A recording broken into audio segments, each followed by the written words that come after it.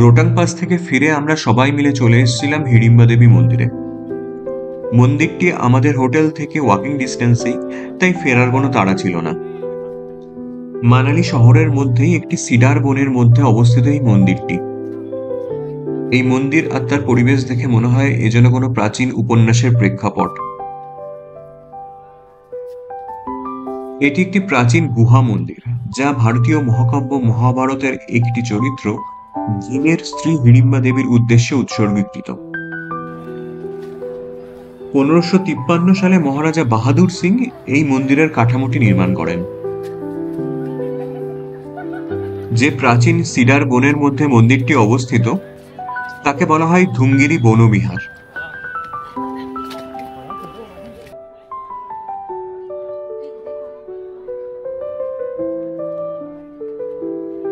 আর একটি ছোট্ট ইনফরমেশন দিয়ে রাখি, নিজস্ব গাড়িতে সহজেই চলে আসা যায় মন্দির অবধি।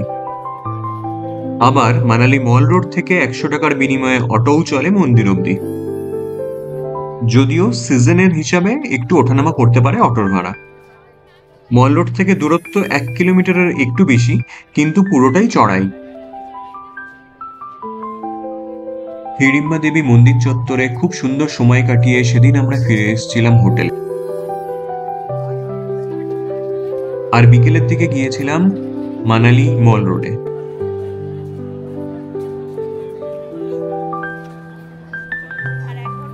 ভারতবর্ষের বিভিন্ন শৈল শহরে যে মল রোডগুলি আছে,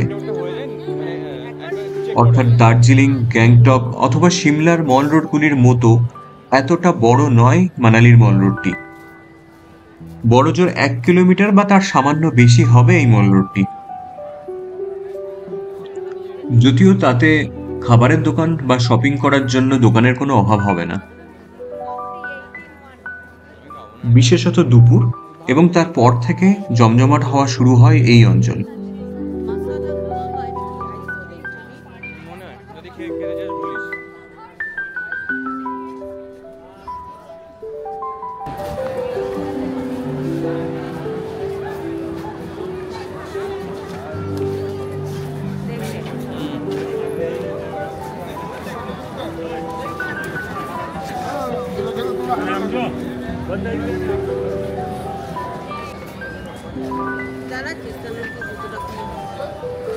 মল রোডের ঠিক মাঝামাঝি আছে এই প্রাচীন দুর্গা মন্দিরটি।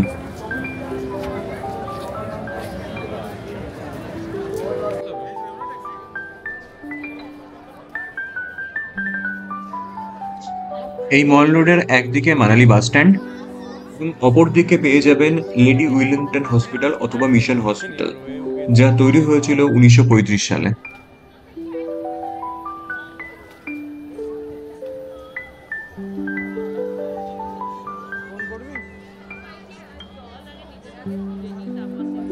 এখানে বিকেল এবং সন্ধ্যাটা কাটিয়ে আমরা ফিরে এসেছিলাম হোটেলে। এর পরদিন যাত্রা মানালি থেকে সিসুর উদ্দেশ্যে।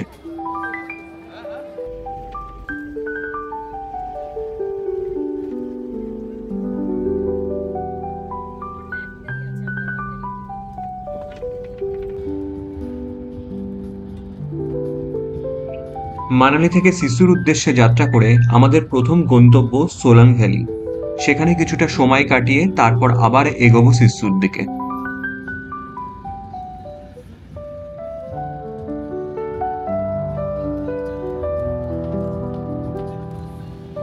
রাস্তার সৌন্দর্য অপরিসীম এবং বিআরও তৈরি করা এই রাস্তাও পুরোপুরি মসৃণ।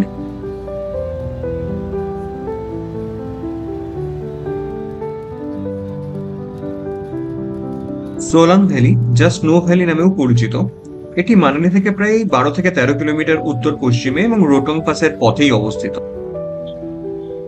এটি খুব পপুলার প্যারাগ্লাইডিং এর জন্য। এর আরেকটি খুব জনপ্রিয়তার কারণ হলো শীতকালে স্কিইং।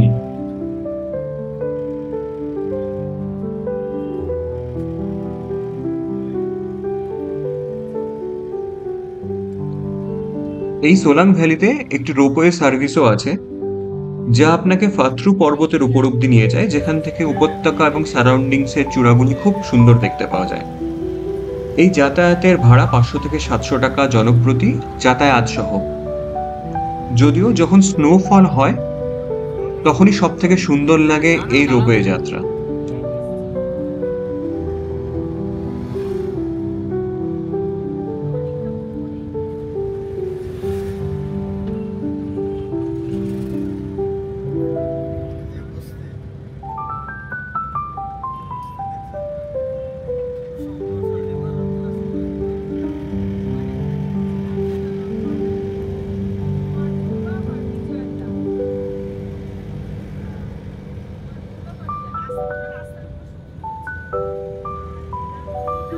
আর এই আমরা পৌঁছলাম সোলাং ভ্যালির পার্কিং লটে।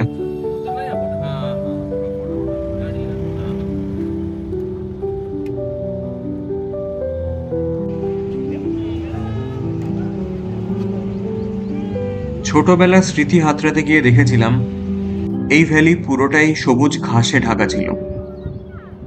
যদিও এবার এসে দেখলাম বিভিন্ন অ্যাক্টিভিটিসের কল্যাণে সে ঘাসের অস্তিত্ব প্রায় বিলীন।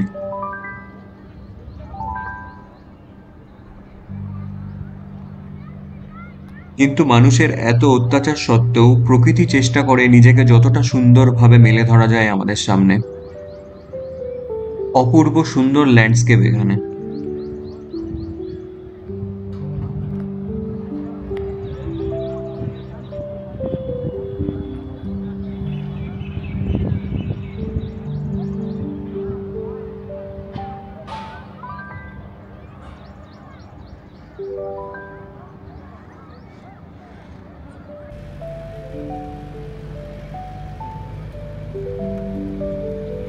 সোলাং ভ্যালিকে পেছনে রেখে আবার আমাদের যাত্রা শুরু হলো। এর পরের স্টপ হবে অটল টানেলের কাছে। ভারতবর্ষের এই ইঞ্জিনিয়ারিং মার্ভেলের মধ্যে দিয়ে বেশ কয়েকবার যাতায়াতের সুযোগ হয়েছে, তবে আজ ইচ্ছা আছে অটল টানেলের সামনে দাঁড়িয়ে বেশ ভালো করে জায়গাটাকে একটু দেখার।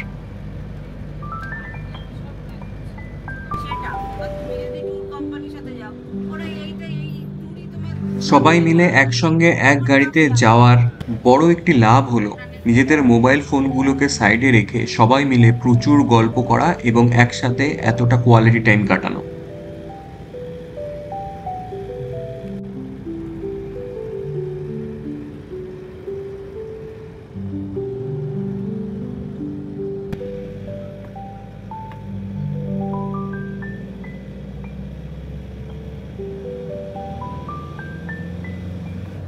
সকাল সকাল পাহাড়ি পথে রোদ ঝলমলে দিনে যাত্রার আনন্দই অন্যরকম।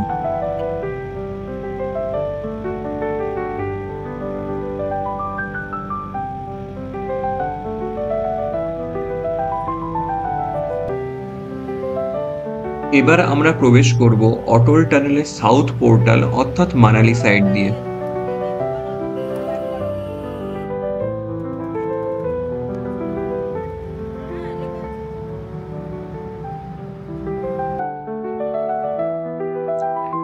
আর এখন আমরা দাঁড়িয়ে আছি অটল টানেলের নর্থ পোর্টালের দিকে অর্থাৎ সিসুর দিকে।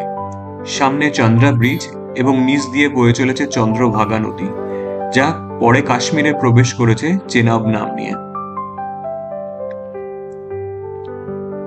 এবার আমরা এই বাদিকের রাস্তা ধরবো সিসুর দিকে।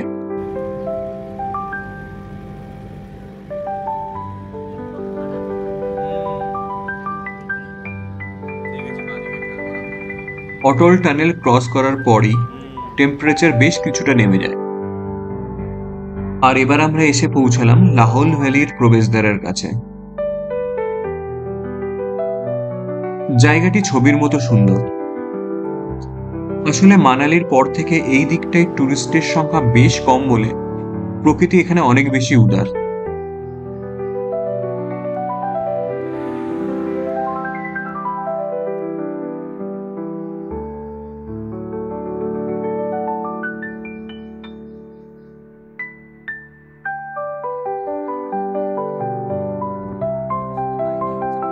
শুধু তাই নয়, সিসু গ্রামটিও ছবির মতো সুন্দর একটি ছোট্ট গ্রাম।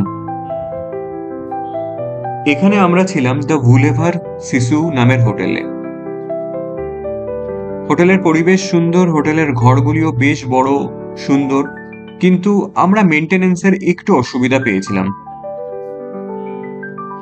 এবং ডিনার দিতেও এরা বেশ দেরি করেছিল।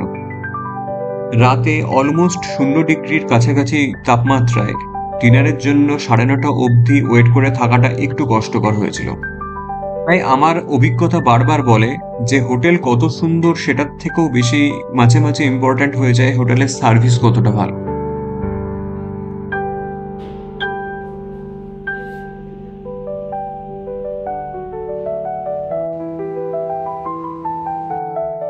সেদিন আমরা লাঞ্চ করেছিলাম আমাদের হোটেলের ঠিক পাশেই PLM ধারা হোটেল অ্যান্ড রেস্টুরেন্টে। খুব সুন্দর পরিবেশ এবং খাবারও খুব সুন্দর। বিকেলের দিকে চলে গিয়েছিলাম সিসু লেক এবং সিসু ফলস দেখতে। হোটেলের সামনেই 1 থেকে 1.5 কিলোমিটার পাশ থেকে বয়ে চলেছে চন্দ্রভাগা নদী। সবাইকে নিয়ে সময় কাটানোর একটি দুর্দান্ত জায়গা, সঙ্গে অঢেল স্ন্যাক্সের দোকান। এই যে দূরে দেখা যাচ্ছে সিসু ফলস, এখান অবধি ট্রেকিং এর একটি রাস্তা আছে, যদিও তার জন্য আপনাকে নদী পেরোতে হবে হয় জিপ লাইন অথবা কাঠের তৈরি একটি সেতুর উপর দিয়ে। তারপরে 2-2.5 কিলোমিটার হাঁটলে পৌঁছে যাওয়া যায় এই ফলসের কাছাকাছি।